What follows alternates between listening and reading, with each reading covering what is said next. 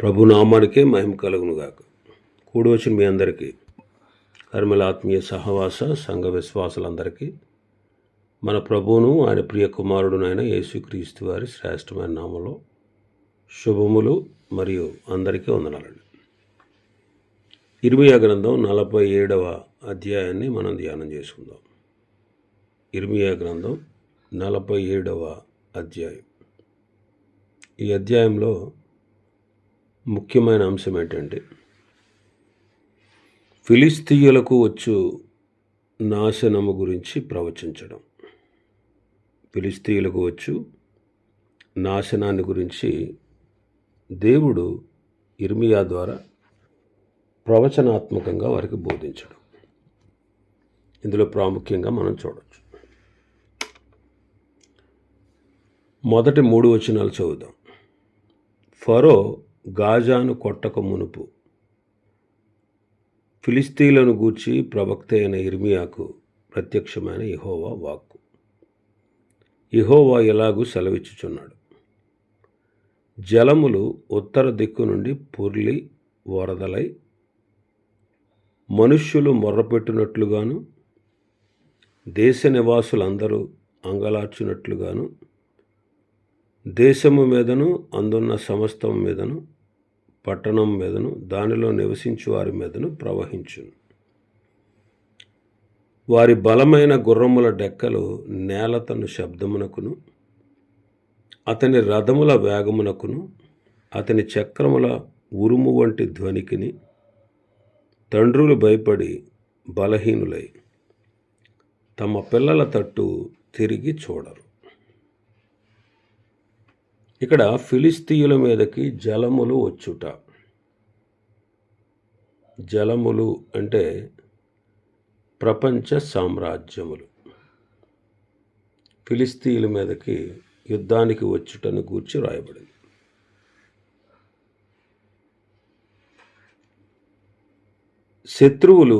శత్రు జనాంగము ఈ ఫిలిస్తీయ దేశం మీదకు వచ్చి ఆ దేశమును నాశనము చేయుటను గూర్చి దేవుడు ప్రవక్త అయిన ఇర్మీయా ద్వారా మాట్లాడుతున్నారు. ఫిలిస్తీయ అన్య దేశం.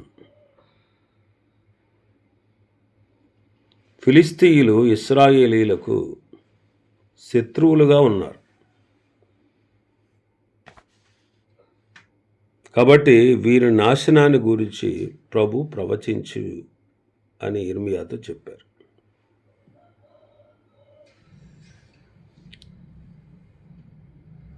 తెస్సలోనికీయులకు రాసిన 2వ పత్రిక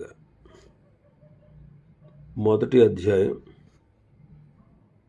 6-8 వచనాలు చూస్తే, ప్రభు అయిన యేసు తన ప్రభావమును కనుపరుచు దూతలతో కూడా పరలోకము నుండి అగ్ని జ్వాలలలో ప్రత్యక్షమై దేవుని ఎరుగని వారికిని, మన ప్రభు అయిన యేసు సువార్తకు లోబడిన వారికిని ప్రతిదండన చేయనప్పుడు మిమ్మును శ్రమపరుచు వారికి శ్రమయు, శ్రమ పొందుచు ఉన్న మీకు మాతో కూడా విశ్రాంతియు అనుగ్రహించుట దేవునికి న్యాయమే అంటారు. ప్రభువైన యేసుక్రీస్తు వారు తన ప్రభావాన్ని కనపరుచు దూతలతో కూడా పరలోకము నుండి ఆయన భూలోకములో ప్రత్యక్షము కాబోతా ఉన్నారు. దేవుణ్ణి ఎరగని వారికి, అంటే క్రీస్తు సువార్తకు లోబడని వారికి ఆయన ప్రతిదండన చేసేటప్పుడు సంఘమైనటువంటి ఆయన పిల్లల్ని శ్రమపరిచిన వారికి శ్రమ, ఎవరైతే ఆయన పిల్లలుగా ఉండి శ్రమ పొందుచున్నారో వారికి విశ్రాంతి దేవుడు అనుగ్రహిస్తాడు. అది న్యాయమే అంటున్నాడు. కాబట్టి మన దేవుడు న్యాయవంతుడు. సంఘములో ఉన్నటువంటి విశ్వాసులు అన్యుల ద్వారా పొందుతున్నటువంటి శ్రమలు,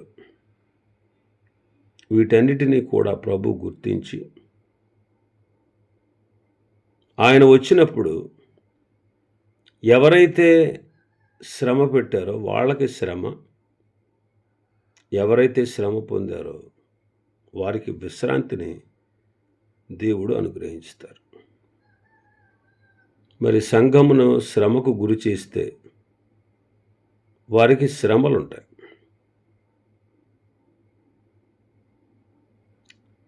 ప్రభువైన యేసుక్రీస్తు వారు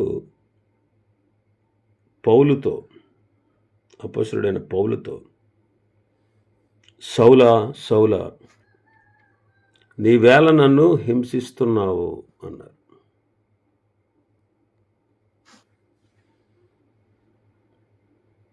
పౌలు హింసించింది సంఘాన్ని, కానీ ప్రభు ఏమన్నారు? నన్నేల నీవు హింసిస్తున్నావు అన్నారు. మనం దేవుని ఆలయమై ఉన్నాం. దేవుని ఆత్మ మనలో నివసిస్తూ ఉన్నారు. ఎవడైనా దేవుని ఆలయమును పాడు చేస్తే దేవుడు వాడిని పాడు చేస్తాడు. కాబట్టి మనం దేవుని ఆలయమై ఉన్నాం. దేవుని దృష్టికి పరిశుద్ధులమై ఉన్నాం.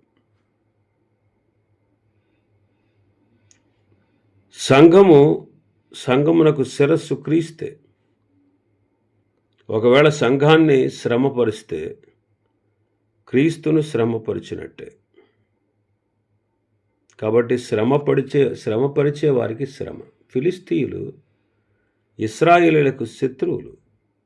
ఇశ్రాయేలీయుల్ని అనేక మారులు శ్రమలకు గురి చేసినవారు. కాబట్టి అలాంటి శత్రువులుగా ప్రవర్తించిన ఫిలిస్తీయుల మీదకి శిక్ష రాబోతుంది అని ప్రభు ప్రవక్త ద్వారా తెలియపరిచారు.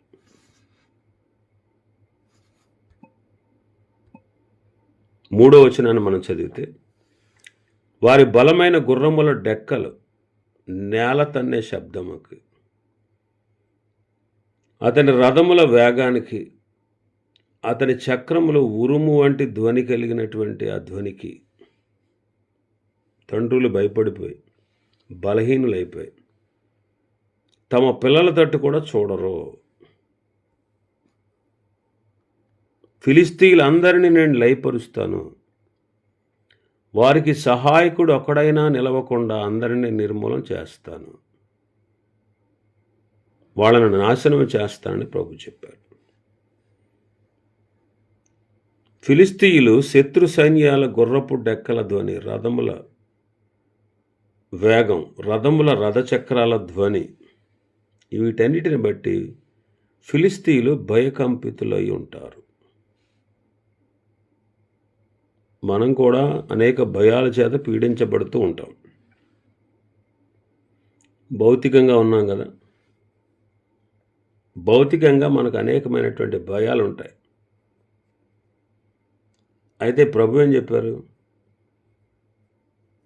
ఆత్మను చంపనేరక దేహమునే చంపువారికి మీరు భయపడకండి, కానీ ఆత్మను దేహమును కూడా నరకములో పడవేసి నశింపజేయవానికి మిక్కిలి భయపడండి అని చెప్పారు. ఇంకా మన భాగంలో 4వ వచనంలోకి వస్తే, వారందరినీ లయపరుస్తాడు, నిర్మూలము చేస్తాడు, ఆ దినం వస్తూ ఉంది అంటున్నారు. ఫిలిస్తీయులను నాశనం చేసే దినం మాత్రమే కాదు, ప్రపంచ మానవులు కూడా నాశనము చేయబడేటువంటి దినం ఒకటి ఉంది. అదే దేవుని తీర్పు దినం. అదే దేవుని యొక్క తీర్పు దినం. అపొస్తలుల కార్యములు 17వ అధ్యాయం 30-31. ఆ అజ్ఞాన కాలములను దేవుడు చూచి చూడనట్టుగా ఉండెను. ఇప్పుడైతే అంతటను అందరను మారు మనస్సు పొందవలనని మనుషులకు ఆజ్ఞాపించుచున్నాడు. ఎందుకనగా తాను నియమించిన మనుష్యుని చేత నీతిని అనుసరించి భూలోకమునకు తీర్పు తీర్చబోయే ఒక దినమును నిర్ణయించి ఉన్నాడు. మృతులలో నుండి ఆయనను లేపినందున దీన్ని నమ్ముటకు అందరికీ ఆధారము కలుగజేసి ఉన్నాడు. అందరూ అంతటా మారు మనసు పొందాలి. లేకపోతే ఆ తర్వాత భూలోకానికి తీర్పు తీర్చబోయేటువంటి దినం ఒకటి నిర్ణయించాడు.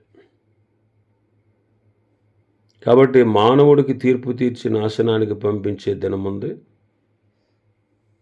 రక్షణ దినం కూడా ఉంది.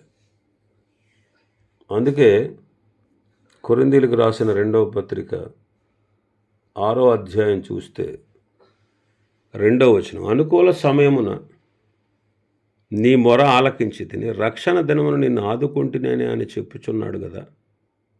ఇదిగో ఇప్పుడే మిక్కిలి అనుకూలమైన సమయము, ఇదిగో ఇదే రక్షణ దినము అంటున్నాడు. పౌలు రక్షణ పొందిన కొరింథీయులకు రాస్తా ఉన్నాడు ఈ మాట. కాబట్టి ఈ దినమున మనం దీపం ఉండగానే ఇల్లు చక్కబెట్టుకోవాలన్నట్టు ప్రభువు నీకు ఇచ్చినటువంటి ఈ సమయం అందే ప్రతి ఒక్క వ్యక్తి విశ్వాసం ఉంచి రక్షణ పొందాలి.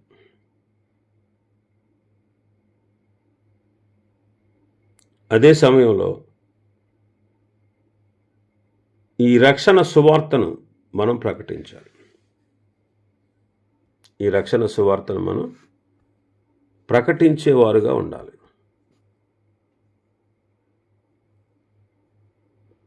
అనుదినము ఆయన రక్షణ సువార్తను మనం ప్రకటించాలి.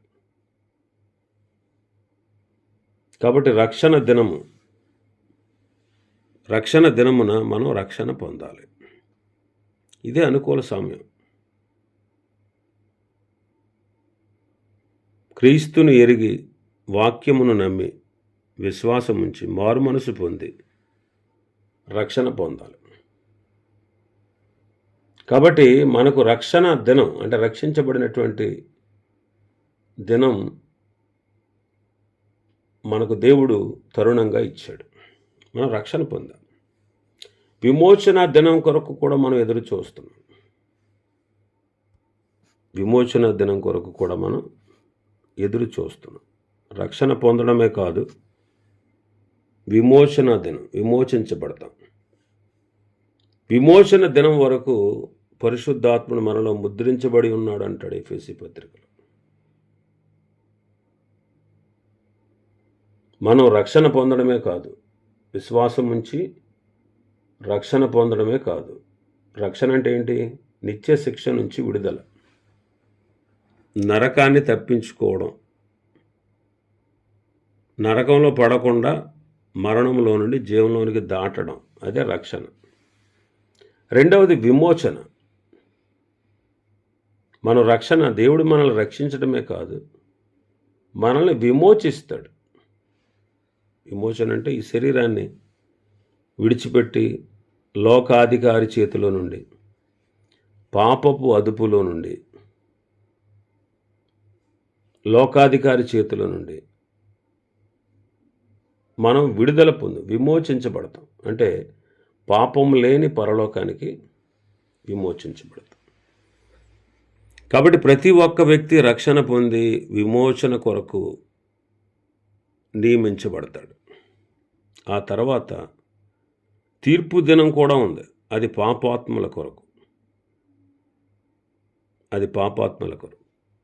తీర్పు దినం, రక్షణ దినం, విమోచన దినం, తీర్పు దినం. తీర్పు దినం ఎవరికంటే పాపాత్ముల కొరకు, క్రీస్తును అంగీకరించని వారి కొరకు. అది న్యాయవంతుడైన. ఎందుకంటే సమస్తాన్ని ఇచ్చినవాడు ఆయనే. ఆయన ఇచ్చిన వాటిని అన్నిటిని అనుభవిస్తూ, ఆయన ఎరుగకుండా, ఆయన తెలుసుకోకుండా, ఆయన మీద ఆధారపడకుండా, ఆయన మీద ఆధారపడి బ్రతకకుండా, ఆయనను స్తుతించి ఆరాధించకుండా ఆయన్ని నిర్లక్ష్యం చేశారు.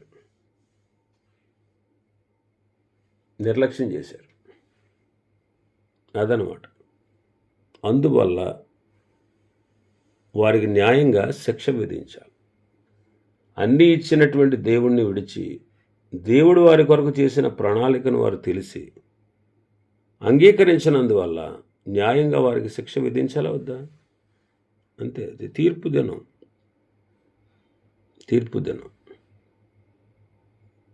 విశ్వాసి కూడా ప్రతిదినం అనుదినము కూడా తనను తాను విమర్శించుకోవాలి. మనకు లోకముతో పాటు కలుగు శిక్షావిధి లేదు. కానీ మనల్ని మనం విమర్శించుకుంటే, మనల్ని మనం తీర్పు తీర్చుకుంటే మనం ప్రభు చేత శిక్ష పొందుతాం. కాబట్టి రక్షణను నిర్లక్ష్యం చేస్తే ఆయన రాకడలో తీర్పు ఉంది. కాబట్టి ప్రతి వ్యక్తి కూడా రక్షణ పొందాల్సిన ఆవశ్యకత ఉంది. ఆ విషయాన్ని గుర్తించాలి. 5వ వచనం మన భాగంలోకి వస్తే 5వ వచనం, గాజా బోడి ఆయను, మైదానములో శేషించిన అష్కెలోను నాశనమాయను. ఎన్నాళ్ల వరకు నేను నీవే గాయపరుచుకుందువు? ఫిలిస్తీయ దేశము గాయము చేసుకుంటుంది. ఎన్నాళ్ల వరకు నేను నీవే గాయపరుచుకుంటావు? గాజా బోడిదైపోయింది. అష్కెలోను అనే పట్టణాలు నాశనమైనవి. ఎందుకంటే వాళ్లకు వాళ్లే గాయం చేసుకుంటారు. యెషయా భక్తుడు అంటాడు, ఎక్కడ చూసినా గాయములే, ఎక్కడ చూసినా గాయములు. యెషయా గ్రంథం 1వ అధ్యాయం 6వ వచనం. అరకాలు మొదలుకొని తల వరకు స్వస్థత కొంచెమైనా లేదు. ఎక్కడ చూసినా గాయములు, దెబ్బలు, పచ్చిపుండ్లు. అవి పిండబడలేదు, కట్టబడలేదు, తైలంతో మెత్తన చేయబడలేదు. ఇవే పాప గాయాలు. అరకాలు మొదలుకొని నడినెత్తి వరకు అన్ని అవయవాల్లో మానవుడి యొక్క పాపం మనకు కనబడుతుంది. మరి ఇవన్నీ కూడా పాప గాయాలే. ఈ పాప గాయాల మాన్పుట కొరకే ప్రభువైన యేసుక్రీస్తు వారు మన కొరకు గాయములు పొందాడు. యెషయా గ్రంథం 53లో మనం చదువుతాం, మన అతిక్రమ క్రియలను బట్టి గాయపరచబడ్డాడు, మన దోషములను బట్టి ఆయన నలగొట్టబడ్డాడు, మన సమాధానార్థమైన శిక్ష ఆయన మీద పడింది, ఆయన పొందిన దెబ్బల చేత మనకు స్వస్థత కలుగుతుంది. మనం అందరం గొర్రెల వలె త్రోవ తప్పిపోయాం. మనలో ప్రతివాడు తనకిష్టమైన త్రోవకు తొలిగాడు. యెహోవా మనందరి దోషమును ఆయన మీద మోపాడు. కాబట్టి ప్రభు ద్వారా స్వస్థత, ఆత్మీయ పాప రోగానికి స్వస్థత. ఇంకా మన భాగంలోకి వస్తే 6-7 వచనాలు చూస్తే, యెహోవా ఖడ్గమా ఎంతవరకు విశ్రమింపక ఇందువు? నీ వరలోనికి దూరి విశ్రమించి ఊరకుండుము. యెహోవా ఖడ్గము అంటే దైవోగ్రత. దేవుని ఖడ్గం మానవులందరి మీద ఉంది. ఎందుకంటే పాపం వలన వచ్చే శిక్ష విధించుట కొరకు. అయితే ఆ ఖడ్గము యొక్క తీర్పును ప్రభువైన యేసుక్రీస్తు వారు భరించారు. జకర్యా గ్రంథం 13వ అధ్యాయం 7వ వచనం చదివితే, ఖడ్గమా నా గొర్రెల కాపరి మీద, నా సహకారి మీద పడుము. ఇదే సైన్యములకు అధిపతి యెహోవా వాక్కు. క్రీస్తు మన ఉగ్రతను స్వీకరించి మనలను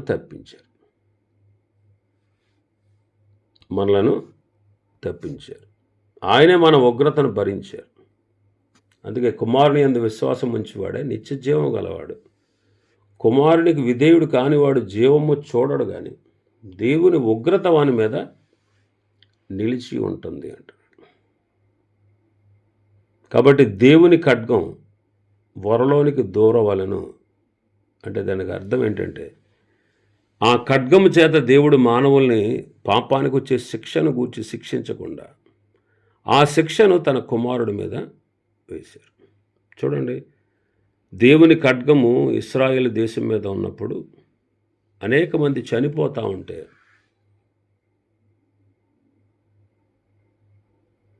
దావీదు దేవునికి బలిపీఠం కట్టి బలర్పించినప్పుడు ఆ ఖడ్గం విశ్రమించింది. ఆ బలిపీఠము ప్రభు అయిన యేసుక్రీస్తే. కాబట్టి మన మీదకు రావాల్సినటువంటి దైవోగ్రతను కూడా చల్లార్చింది మన ప్రభు అయిన యేసుక్రీస్తే. ఆఖరి వచనం చదివితే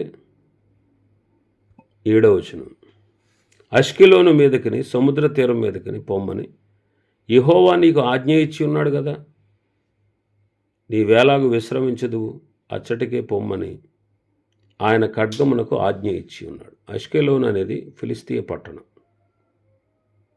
ఈ ఫిలిస్తీయుల పట్టణాలన్నీ కూడా దైవోగ్రతను బట్టి దేవుని ఖడ్గమునకు బలి నాశనమయ్యారు. అన్య రాజ్యములను ఆయన ఖడ్గము నాశనం చేసింది. ఈ అన్య రాజ్యాల్లో ఫిలిస్తీయ ఒకటి. ఈ అన్య రాజ్యములన్నీ కూడా ఇశ్రాయేలులకు శత్రువులే. ఈనాడు మనం కూడా గుర్తించాల్సిన విషయం ఏంటంటే, సంఘాన్ని శ్రమపరుస్తున్న వారికి రాబో దినాల్లో దేవుడు తీర్పు తీర్చి వారికి శ్రమను ఇస్తాడు. కాబట్టి మనం నిశ్చింతగా నిర్భయంగా ఉండొచ్చు. ఎందుకంటే మనం దేవుని బిడలం.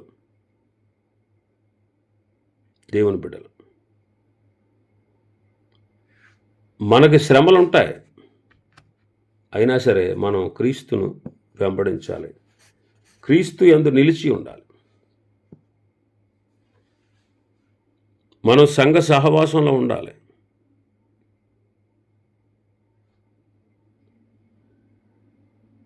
క్రీస్తుతో మనం అన్యోన్య సహవాసం కలవారుగా ఉండాలి. ఆయన నుండి వేరైతే మనం ఎండిపోతాం అన్నమాట. కీర్తనకారుడు అంటాడు, నేనైతే దేవుని మందిరంలో పచ్చని ఒలివ చెట్టులాగా ఉన్నాను అంటాడు. కాబట్టి మనం క్రీస్తులో ఉన్నాం. శత్రువులైతే శత్రువులుగా ప్రవర్తిస్తే మనకు కూడా శ్రమ ఉంటుంది. శత్రువులమైతే మనం కూడా శిక్షించబడతాం. కానీ మనం దేవుని బిడ్డలం, విశ్వాసులం, సంఘ సహవాసంలో ఉన్నాం, ఆయన బిడ్డలుగా జీవిస్తున్నాం. ఈ లోక యాత్ర అంతటిలో అనేకమైన శ్రమలు, బాధలు, కష్టాల గుండా మనం పయనించాల్సి ఉంది. అయితే దేవుడే మనకు తోడుగా ఉండి మనల్ని నడిపించేవాడు. ఇవి ఈ అధ్యాయంలో ఉన్నటువంటి విషయాలు. ప్రభు చిత్తమైతే రేపటి దినం మరొక అధ్యాయాన్ని ధ్యానం చేసుకుందాం. దేవుడి వర్తమాన వాక్యాన్ని మన వెనుకడిలో ఆశీర్వదించునుగాక.